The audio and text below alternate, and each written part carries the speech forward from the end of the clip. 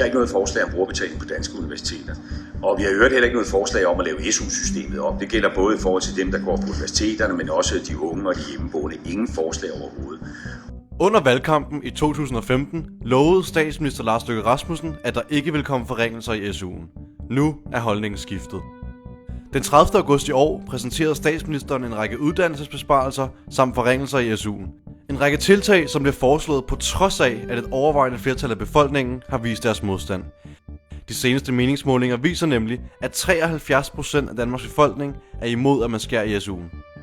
Men på trods af folkets modstand vil Venstre og Lars Løkke skære 20% af SU-satsen væk og tvinge de studerende, der har brug for SU som et levegrundlag, til at gældsætte sig for tusindvis af kroner.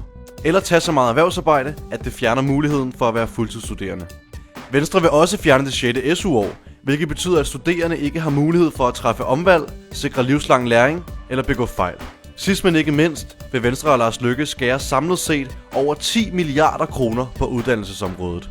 Og selvom Lars påstår, at det er til at investere i viden og kompetencer, og at det handler om næste generation, så er han på vej til at skabe et samfund med ulighed og dårligere kvalitet på uddannelserne. Derfor samler vi hele landet til at sige fra. I København, i Odense, i Aarhus, i Aalborg. Vi ses den 13. oktober, hvor vi står sammen mod forringelser af uddannelse og fremtidens samfund. Og for at Lars Løkke ikke løber fra sine løfter. Nej, altså vi vedstår os de aftaler, vi indgår. Et ord er et ord, et håndslag er et håndslag.